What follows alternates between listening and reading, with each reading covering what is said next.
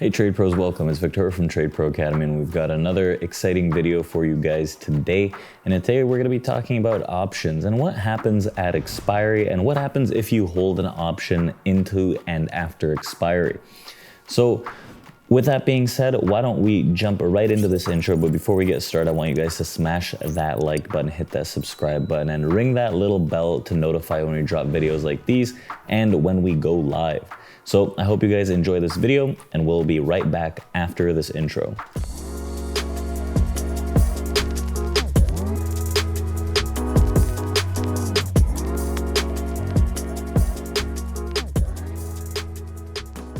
So talking about options, right? Options have expiration dates, and people might be a little confused as to what may happen if I hold my option into expiry. Now, there are two variables that comes with this. Right? The first is going to be, is the option in the money or out the money? And then the second variable is, are you a buyer or a seller of said options? So with these two variables, we can better identify what may happen at expiry, just before expiry, and then after expiry. So first and foremost, if you are an options buyer, right? If you're long calls or long puts, you have the right to actually exercise said option, right? Any time in between the time that you purchase the option and into the actual expiration. So you don't have to wait until the expiration. Now, this is only applicable to American options, right? There's also European options, which only give you the right at the date of expiry.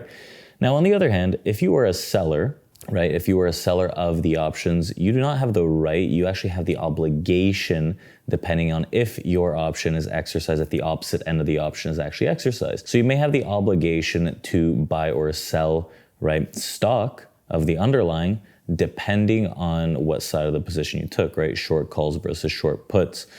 So being a seller becomes pretty risky, right? Now there are risks as a buyer as well that we'll go over. But first, let's cover in the money versus out the money options. Now, in the money are the ones that have the real value into expiration and after expiration, because they allow the buyer, for example, to buy stock if you're long calls at a more favorable price, right, than at the expiration. Meaning, what is in the money? So if you're in the money on a call option, that means that the price of the option is going to be underneath the underlying value, right? So for example, let's say we have a stock at $50 and your call options are for $45. Now that gives the buyer the right to buy that same underlying asset for $45, right, when it's now worth $50. So you may think that's an automatic gain, but you're paying a premium to be able to do that. Now, on the other hand, for puts, right, if the actual option strike is above the underlying, you have the ability to sell the underlying for a higher price than it's currently worth. For example, same example, we have a $50 stock, right? But the puts give you the right to sell the stock at $60. So at expiration, you can sell something that's worth $50 for $60. Now, obviously, there's a premium price to that. So keep that in mind. Now, it's only favorable to exercise options if they are in the money as a buyer or of the puts or the calls. Regardless if you buy puts or calls, you only want to exercise if the position is in the money, right? And it's fairly deeply in the money. Now, another thing, if you're a buyer of either puts or calls, right, your long puts or calls, you may just be exercised if your call options or put options are in the money, right? Meaning that if you're long calls, you may be exercised if they're in the money and the stock may be deposited into your account. Now, why is that, right? They're not going to liquidate you unless you, one, don't have enough funds, two, don't have the margin for it.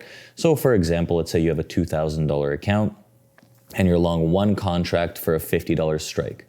Now, one contract has 100 shares in it, right? Times 50 is going to be $5,000, but you only have $2,000 in the account.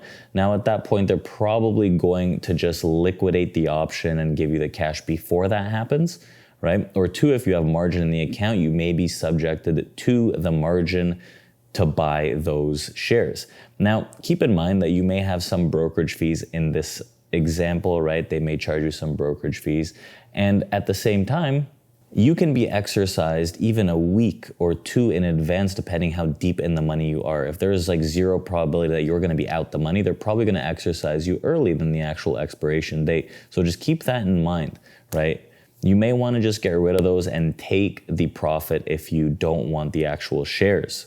Now, if you have puts and they expire in the money and you don't have the actual shares, right, to sell, you may actually take a short position in the underlying stock if you have a margin account. So keep that in mind. So as a call buyer, right, we covered the basis is if you're in the money holding the position. Now, if you're out the money into expiry, realistically, the position is going to expire worthless and you're just going to lose the whole premium. Now, leading up into expiry, if you have profit and you have an in the money position as a call buyer, you may want to just liquidate the position so you can take the profit if you don't want to take control of the underlying. Now, on the opposite end, right, if you're short the puts, which is kind of like a call in the sense that you want to see price go up, if, right, the price drops and it goes in the money for the puts, right? Because if you're short the puts, let's say at 50 and the price drops into 45, you're going to be in the money for those puts. Then you may be obligated to actually take control of the underlying position, buy them at that price, right? Buy them at 45 when the price is at 50 and you take control of that. Now, again, if you don't have the margin in the account or the money in the account, you'll probably just get liquidated for a loss. And then to the opposite end, if we're talking about puts, right? If you're long the puts, remember what we said, that if you're out the money, it's going to be expiring worthless, right? So you don't really have to worry about that too much if you're okay with it expiring worthless. And if you're in the money, then you may have a short position on your hands.